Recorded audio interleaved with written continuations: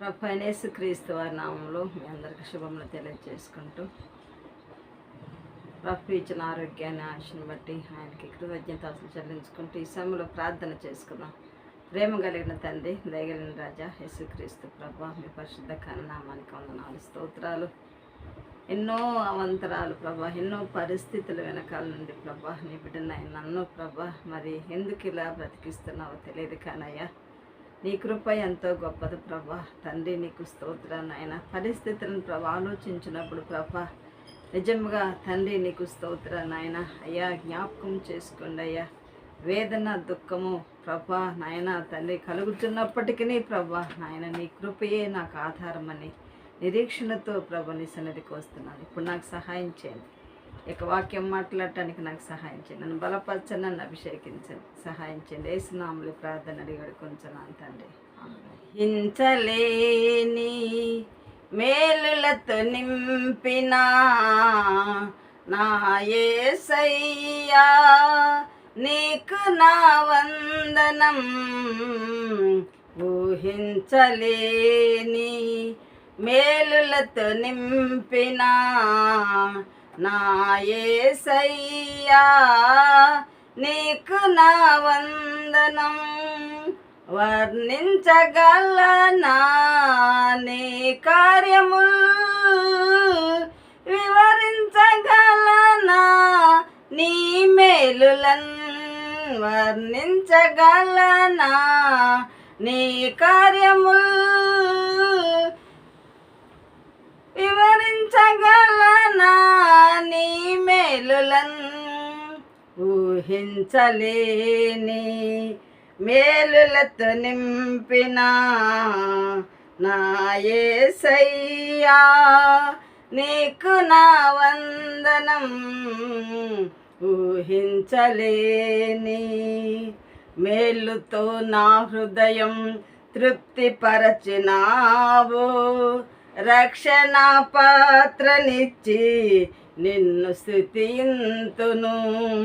మేలుతో నా హృదయం తృప్తిపరచినావు. రక్షణ పాత్రనిచ్చి నిన్ను స్తుతింతును. ఇజ్రాయేలు దేవుడా నా రక్షక స్తుతింతును నీ నామమును.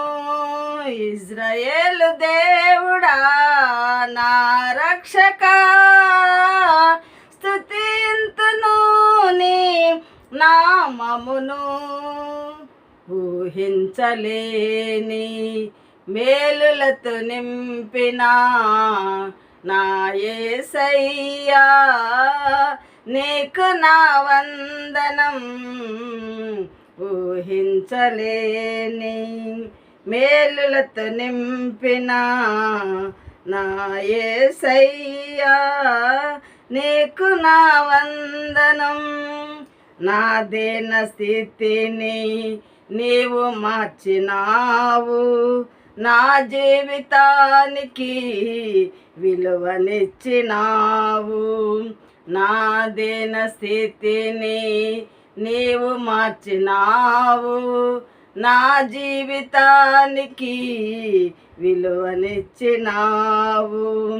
నీ కృపత నన్ను ఆవరించినావు. నీ సన్నిధి నాకు తోడునిచ్చినావు. నీ కృపత నన్ను ఆవరించినావు. నీ సన్నిధి నాకు తోడునిచ్చినావు. ఊహించలేని మేలులతో నింపిన నా యేసయ్యా నీకు నా వందనం. ఊహించలేని మేలులతో నింపిన నా యేసయ్యా నీకు నా వందనం. హల్లెలూయా. దేవునామాని స్తోత్రాలు. మరి ఈ సమయంలో జ్ఞాపకం చేసుకుందాం. ఈ లోకములో జీవిస్తున్న మనము మనకంటూ ఒక నివాసం ఉంది.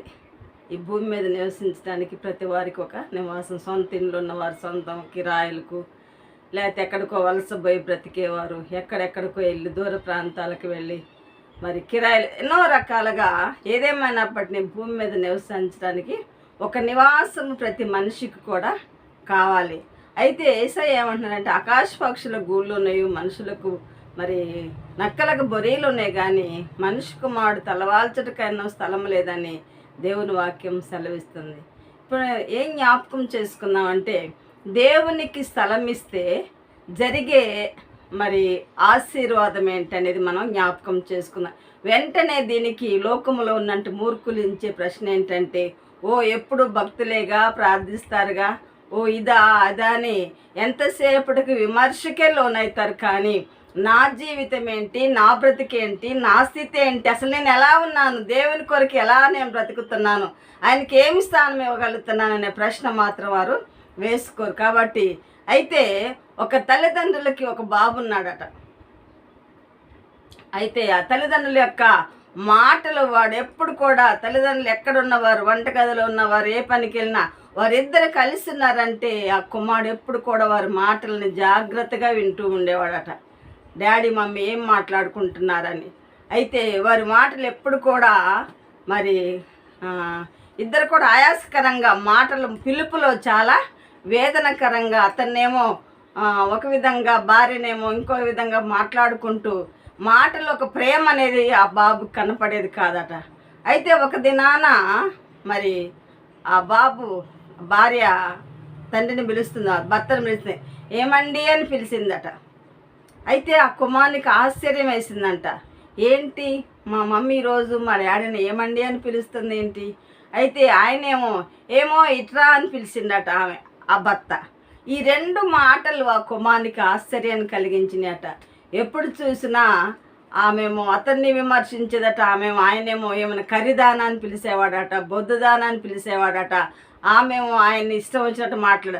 అలాంటి పిలుపు పోయి ఆ రోజు వారిద్దరిలో ఆ మాటలో, ఆ పిలుపులో మార్పు ఆ కుమారుడు గ్రహించాడు.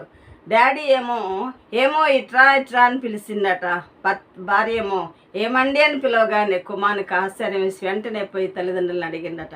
ఏంటి మమ్మీ ఈరోజు మీ పిలుపులో మార్పు వచ్చింది ఏంటి, ఎందుకని నువ్వేమో డాడీని ఏమండి అని మరి మాట్లాడుతున్నావు, డాడీ ఏమో నిన్ను ఇలా ప్రేమతో పిలుస్తున్నాడు ఏంటి డాడీ అంటే, నాన్న మాట్లాడబాకు, ఎందుకంటే పక్కన గదిలో పాస్టర్ గారు ఉన్నారు. హల్లెలూయా. పక్కన గదిలో పాస్టర్ గారు ఉన్నారు కాబట్టి మన మాటలు ఆయనకి మరి మన యొక్క వాదోపవాదాలు ఆయనకి వినపడకూడదని చెప్పేసి ఆ కుమార్ని నోరు మోపించిందట తల్లి.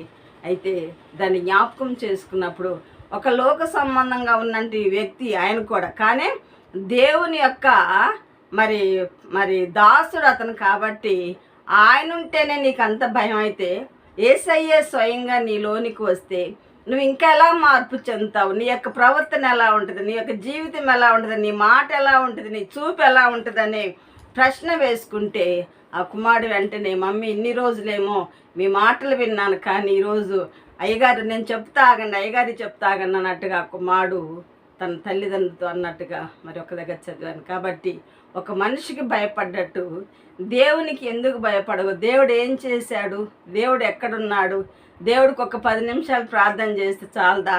మందిరాలకి ఎందుకు? మందిరాలకి వెళ్ళి అక్కడేదో అక్రమ సంబంధాలతో ఉన్నారని అసహ్యంగా మాట్లాడే బ్రతుకు కలిగిన వారు అనేక మంది ఉన్నారండి. భార్యల్ని, బిడ్డల్ని, ఇంకా ఇతర సంబంధమైన వారిని కూడా మాటలతో వేధించేవారు లేకపోలేదు. కాబట్టి ఆ యొక్క దుర్భాషలాడే వారి యొక్క నోర్లు మూయించే దినం ఒకటి ఉందని నేను నమ్ముతున్నా. హల్లెలూయా.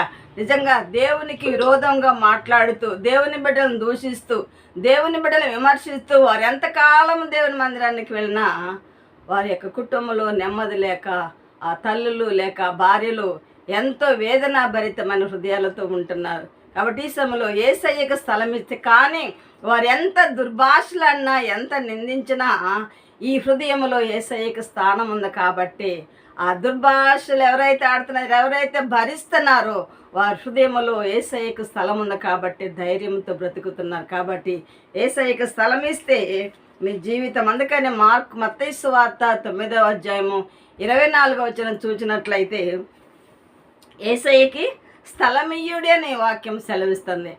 ఎందుకంటే పక్షవాయు గల వాణిని మరి ఆయన ఆ గృహంలో చేరి జనము విస్తారముగా ఉన్నారు. ఆయన అద్భుతాలు చేస్తున్నాడు, సువార్తను ప్రకటిస్తున్నాడు.